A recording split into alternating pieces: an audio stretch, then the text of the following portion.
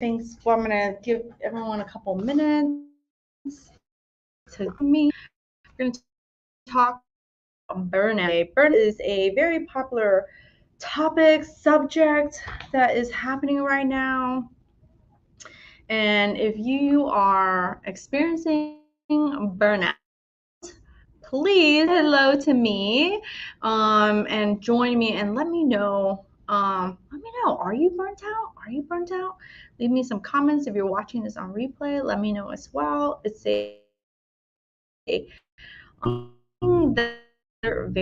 so if you're an occupational therapist, physical therapist, you're studying for the hand therapy exam, or even if you're not studying but you're a therapist and you think you are completely burnt out, this is the topic for you. Come join me today. Come listen in. I'd love to hear your thoughts. I'd love to hear your what you're struggling with. It really helps me to kind of like provide some insights, particularly, right? For what you can do to one, spot it, and two, what to do to help yourself, right? So it's really key. You give it a spot it. So if you're a therapist and you want to become a certified hand therapist, you want to work in hands, and you're feeling it already, you're feeling like, oh my God, I might be burnt out.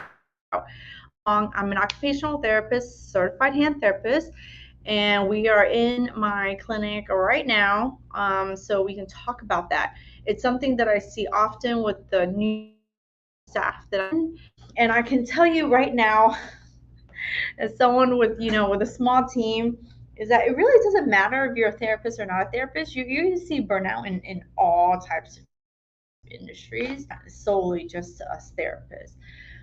But specifically, I'm going to give you some strategies today on what you can do if you're studying to become a certified hand therapist, right? If you're studying to become a certified hand, whew, it can be a lot, right? Let's not lie about it. It can be a lot. It can be a lot because there's tons of subjects and topics, even within hand therapy, that you have to cover. A lot of times people think, oh, hands? Well, yeah, it's just hand, but hands are one of the most complex, parts of our body. And then on top of that, it's not just the hand. You've got to know hands. You've got to know elbows and shoulders and even neck, right? Because all of that's related. You have to know how things work well. You have to know chronic issues. You have to know post-surgical stuff. You have to like neuro types of conditions. So there's so many different things when it comes to the hand and arm that you might not possibly have treated any or all of them. So it can be a little bit, daunting to sit around and think about all the stuff that, you have to study for the exam. Now, if you didn't catch my live, go through the post and watch it, because I talk about how to create a plan that will take away the overwhelm, right? So you want to be realistic in your plan. It's one of the first things I often talk about, talk to people about studying and helping them create their plan. So right now, hand exam prep program is open for enrollment. So if you are looking to take the exam in May of next year, we are right now a year away, and this is the best time to get started. If you haven't gotten started yet, now is a great time to get started and put your sight upon taking the exam in May of 2023.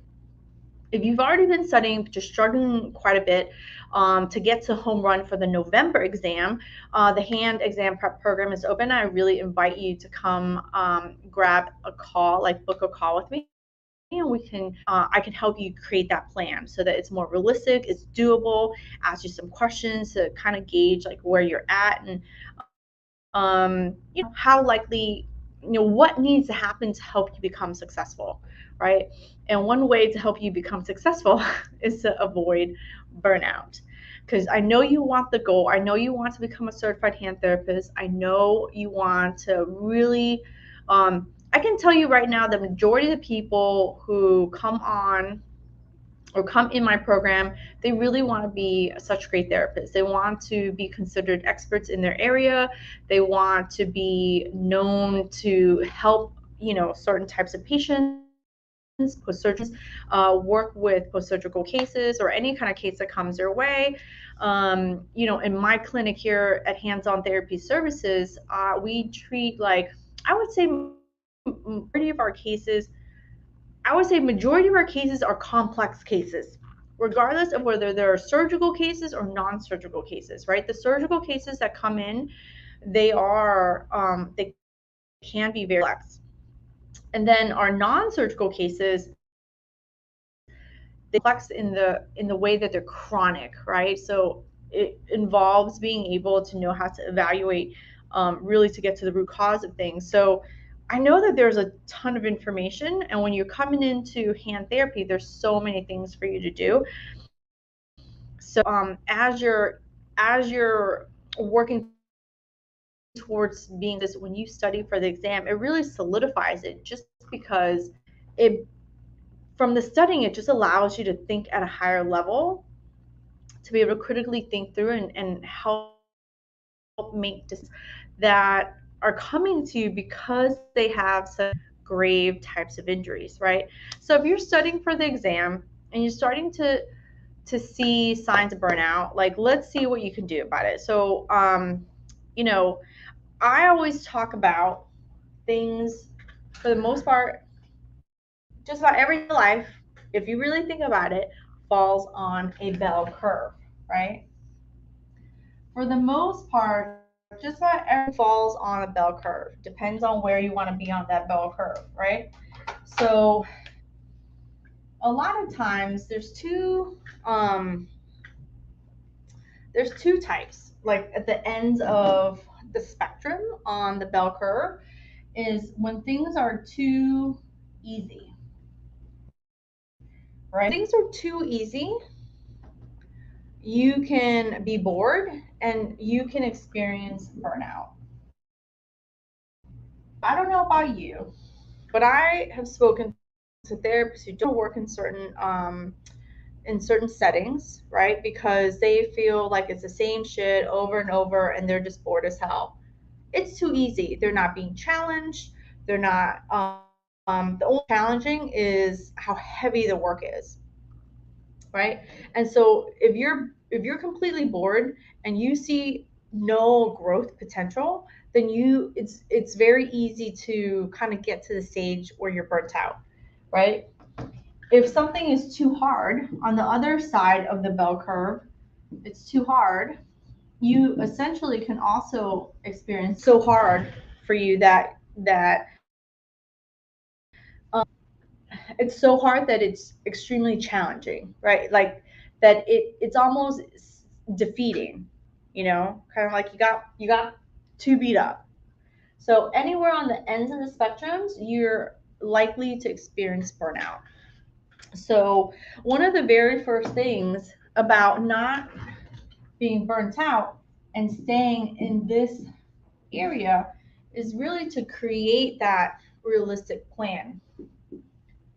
All right.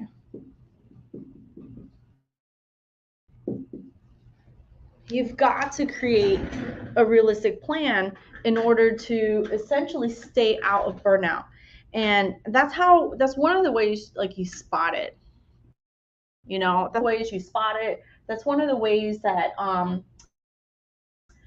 spot it, and you're aware of it. It can really help you, right? So stay in that middle of the bell curve where it's just enough. If it's not too easy, like, in hand therapy, there are some things that are too easy, or some things that are kind of boring. I'm not gonna lie. Sometimes if you're too good at it, or you deem it like, oh, it's a easy trigger finger or something like that, or an easy, like, oh, I'm tired of doing these distal radius fractures. Everybody's a distal radius fracture, or arthritis. So it can sometimes be too easy. So you want to see where you can fall into that, bell curve. And then yourself a few questions, right? So you want to be realistic. And part of being realistic is setting these like expectations that you have in your own head. It's nobody else's head but you. So let's be honest, right? So ask yourself these questions when you're studying, right? Do you feel the need to read? Do you get easily overwhelmed and anxious? Do you get easily overwhelmed or anxious? Right? Does it take you longer to remember or understand concepts? Right? So if you're answering yes to these questions, if you're answering yes to these questions, give yourself more time. We've got nothing, but time in the sense, right? Give yourself more time. If you're answering no, then you potentially could go faster. So if you're watching this or if you're watching this on replay, type into the chat yes or no, right? Type into the chat for me yes or no. So let me, to create a realistic plan so that you can stay in the middle of the bell curve, do you need to read everything? Yes. Do you get easily overwhelmed or anxious, about what you're reading and studying? Yes. Does it take you longer to remember or understand concepts because you feel the need to like fully understand them? If it's yes, give yourself more time. There's absolutely no judgment, right? Right? Don't judge yourself for that. Just give yourself more time. And if you go back to watch that other video where I do talk about creating that plan, then give yourself more time and just do it. Just do it from this, like let's say it's May, to May of 2023. The key thing here is to not keep putting it off. Like I often talk about, don't keep putting it off, right? Don't keep putting it off because you're scared to. Don't put it off because you're scared to fail again. Don't put it off because you're afraid that someone's going to judge you because they're going to know that you took this exam. And then what if the stories that you tell yourself in your head are just so so wrong half the time? All right, they're wrong half the time. So give yourself more time. So yes, thank you for answering that, Serena. I think that give yourself more time. Absolutely no judgment. I had a student when she joined my program. She said, "I'm gonna do it at this time." And 2 months into it, she's like, "Huang, I want to rethink this and I want to recreate a plan." I said, "Okay, let's get through a few questions first and see how we can create this plan because I don't want you just to give up because you feel like it's hard. I want you to actually know." Based on some self assessments, right? Based on your self assessments, so that you can be realistic with yourself. She felt the need to read everything. She felt the need, like she did get overwhelmed if she didn't read everything.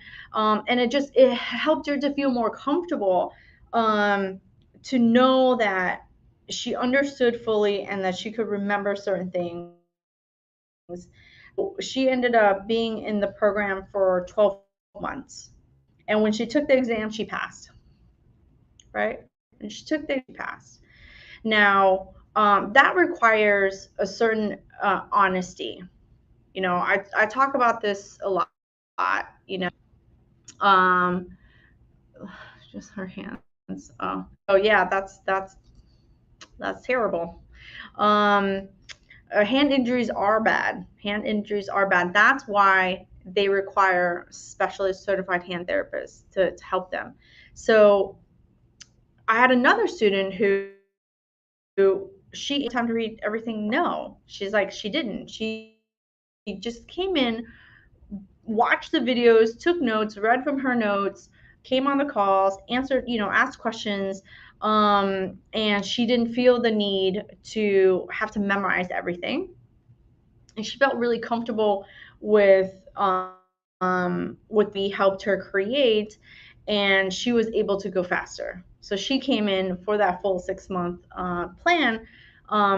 But she also had a certain amount of experience and stuff like that. So if you're coming in with less experience, depending. So that's why this assessment is really important. And that's why it's so important to really create a plan for you so that you can be successful, right? So that you can be successful. So that's number one. So signs of study burnout, what you can do about it. Well, what you that realistic plan, right? Especially when you're studying and things are too hard. Realistic plan. Number two is plan in your breaks. Plan in your breaks. I often talk about chunking, right? So chunk your during the day, chunk them into pockets of time. You can or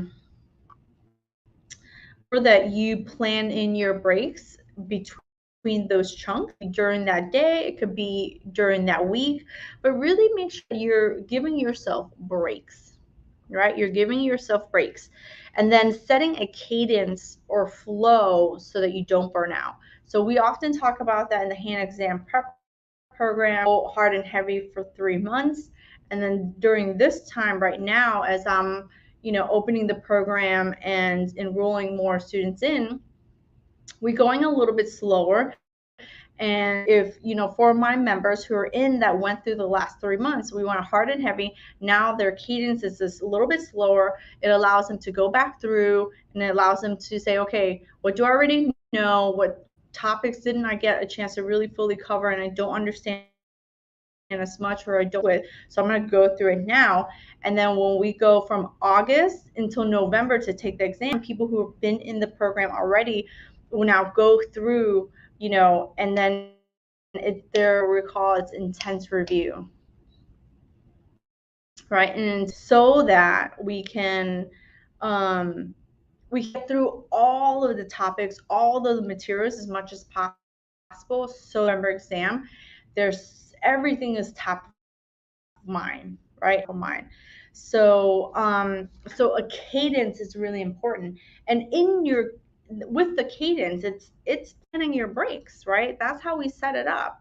So, if you're starting to feel like I might be burning out, it's okay to take a break. You got to plan those breaks out. You got to plan those breaks in with your studying so that you don't make it so hard on yourself that you quit. I think there's a lot of therapists, who find it really hard, and they keep saying it's hard, and then everywhere that they go, everyone's telling them how hard it is, and so hard that you end up dropping off. And I'm here to tell you, let's recreate this plan. Let's get you structured, let's get you focused, and let's get you to the goal that you said that you were going to achieve, right? Because I do believe we need more certified hand therapists, and I live in a big city. I have people from all over, from different countries, different cities, from different states, like areas. It's not all urban, some very rural areas.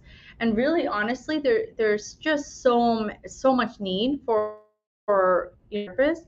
I really do believe that you get more choices in your career. I mean, look, if you look back when we were going through the pandemic, when COVID hit, like the people who lost their jobs potentially who were generalists, right? Who kept their jobs? Specialists. Maybe you didn't keep all of your hours, but you kept more of them when someone, needed you. Hospital systems need a certified hand therapist. Private places, just like my own clinic, I needed certified hand therapists. Chain clinics, certified hand therapists. Hand surgeons in needs, right?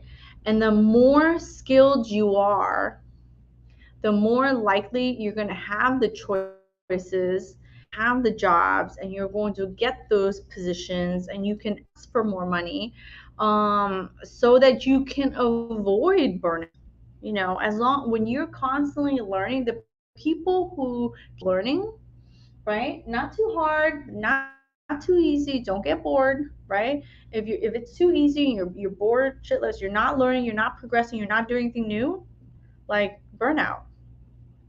I think another part of burnout is like when you don't like what you do, right? When you don't like what you do. Hand therapists is that a lot of hand therapists like what they do. They just don't like the studying part. But the studying part is just a small, like little piece of the whole grand scheme of things. The best thing about becoming a certified hand therapist is once you do it, you keep it forever, right? The return on your investment is for the rest of your life. Is for the rest of your career. So this small little pocket of window that you're having to study is a small sacrifice for the long-term gain of what you're going to get from having a really fruitful career, of having more choices in your career, all of that stuff. So plan in your breaks so that you keep studying, so that you can become a certified hand therapist. It's the only part you need right now, right? Now, the third, after creating a realistic plan, and then two, planning your breaks, the third one is to create and keep boundaries. I don't know. I don't know which one is harder, to create a realistic plan or to create and keep. I'm not really sure. You tell me. Type it into the chat. Which one do you think is easier? To create and keep boundaries or to create a realistic plan? Because sometimes we want the world yesterday, right? And I was just talking to my ops manager, and we're talking about like how, this happens to everybody where we think we can do so much more than we actually can, and then shit on ourselves for the fact that we didn't get it done. Right? It's a perspective, and you have to like keep type of work of like not being so negative. That is practice. That is hanging out with the right people that can help you stay focused and stay how do you stay focused and stay positive to a certain extent, keep a certain perspective. So create and keep boundaries. So if you're in a negative brain space, and this is where I was talking, if you're in a negative brain space and you're talking to someone in that same space, all you see and hear is that negativity. And when all you hear and see is that negativity, that's all you're going to keep hearing and feeling that, right? So when you spot that, you've got to make sure that you're moving away from that. Like literally just talking about that. Like because negativity creates more negativity, right? So we can all get at some point, but when I can only talk about like what happens to me when I get really negative. One of the things that I do is, I make sure I look for the person that I'm going to talk to that's going to bring me out of that negative mindset. Because if I sit there and talk to someone who's also negative, then all I'm going to see is like they're going to just negativity bouncing back and forth, right? So you want to make sure that you find someone that you can go to so that you can keep a positive and then you have to do everything that you can do to protect that space. And that's really about creating and keeping those boundaries. Now, it can be really hard because there's going to be people in your life that you love, that you care about, and that sometimes are just negative, right? Sometimes they're negative because they were like that before you got there. And then sometimes they're negative because they worry about you. Like, for example, my mother. When I was studying for the exam, my mother was very negative. My mother was like, oh, but why are you doing this? What are you doing this for? She didn't mean it in a bad way. She just like, didn't want me to get hurt, or maybe she didn't really understand the importance. But I couldn't talk to the woman before I took my exam. I needed to like make sure that any conversation around that got shut down. I wasn't listening to it because I really wanted to be focused. I knew what I needed to do to become a certified hand therapist, which is really to study, I had a deadline because, my job was at stake, right? I felt like my job was at stake. Told them I was going to become one so they could have one in their office, and I didn't want to, you know, I didn't want to quote unquote fail, right? So I just knew, like, anyone I would talk to where they were like, oh, it's a really hard test, good luck with that. Kind of BS is that? Tell me who else has that. I definitely had that. So it's really important as you're studying, so that you make yourself, to be in this realm, is to create those boundaries, right? Create those create those boundaries so that you can stay focused, you can stay structured, so that you can study and prepare for the exam. So here's a plan. Number 2 is breaks. Make sure you plan those in, schedule those in. And number 3 is create and keep those boundaries, right? So one of the first things to do is you got to spot when you have burnout and really understand you have it. If you just hate being a hand therapist, well then, get out of hand therapy, right? If you hate being an OT, well, shit. I'm so sorry that you got so many years of school in, and now you hate being a therapist. I can tell you, when I was first a therapist, because I wasn't good at what I was doing, I hated being a therapist. I didn't hate being a therapist because I hated being a therapist. I hated being a therapist because I wasn't good at being a therapist. Once I got better and better and I developed my skills, I became really good at to love being a therapist, just a therapist. And then because I really liked it's like I couldn't imagine doing something else. I couldn't imagine. I had an opportunity around 2 years out of school. I could have gone back to school and gotten my degree in business. But then you're learning something new. If I wasn't good at being a therapist, and I was getting quote unquote burnt out because I wasn't good at what I was doing, well, what was I going to do? I was going to go get another degree so I can learn something else. So I could be not good at that thing, right? When I started, I'm not good in business, but I had to learn. And the same thing. I had to make sure I stayed out of the it's too hard. And there is nothing easy about business. So I don't even know who gets to sit in the it's too easy, burnt out. Sometimes certain phases of your business, it can get really easy, and you'll sabotage your business because it's too easy. But let me to business talk. But it's the same thing. This bell curve happens in all aspects, in different phases. When I first came out, I didn't like being an OT. I found out it was because I wasn't good at it. My expectations were not clear on and what, like, we all fucking live in la la land when we come out of school, like everything's peaches and cream, and then the world smacks you in the face and you're like, holy shit.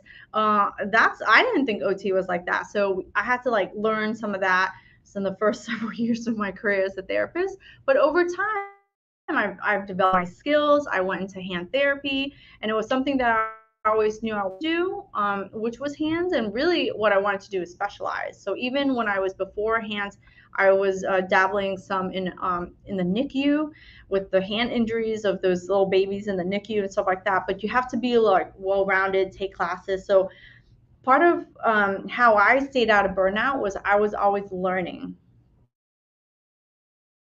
I was to enhance my skills so that I got out of the it's too easy part. And so things, when they were new to me, didn't stay so hard. So one of the things that I did for myself was I just took classes. I didn't have a program to join, but I can tell you right now, at the stage where I am, I still take classes, I still join programs.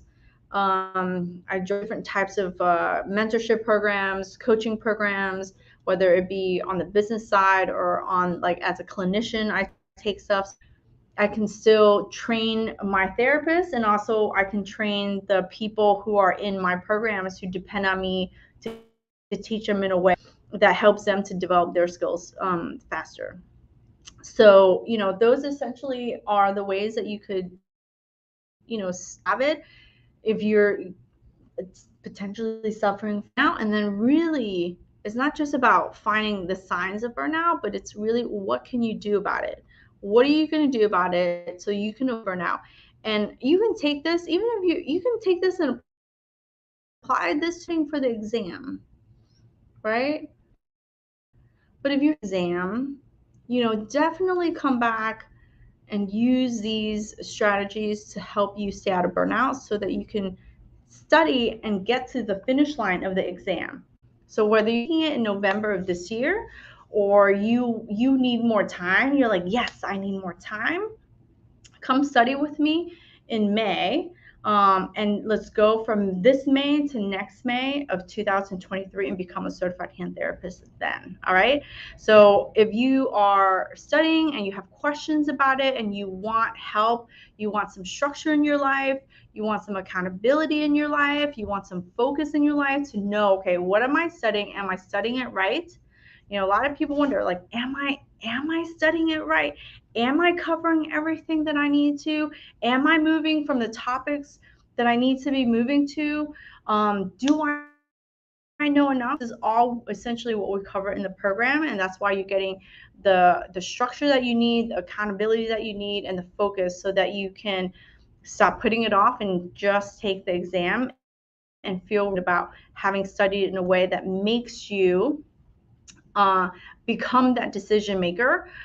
Because in the exam, you're one there, you've got to be able to make decisions, and it is all evidence based, and pick the best answer on that exam so that you become a certified hand therapist. All right. If you're studying, send me a message. This is my send me a message hand gesture. If you are watching on Facebook or on YouTube, I'll leave the link below. And if you're on Instagram, the link is in the bio, but you can always send me a message as well. And if you have any questions about it, let me know. All right. That's it for today. And I will talk to you guys soon. Thank you. Bye.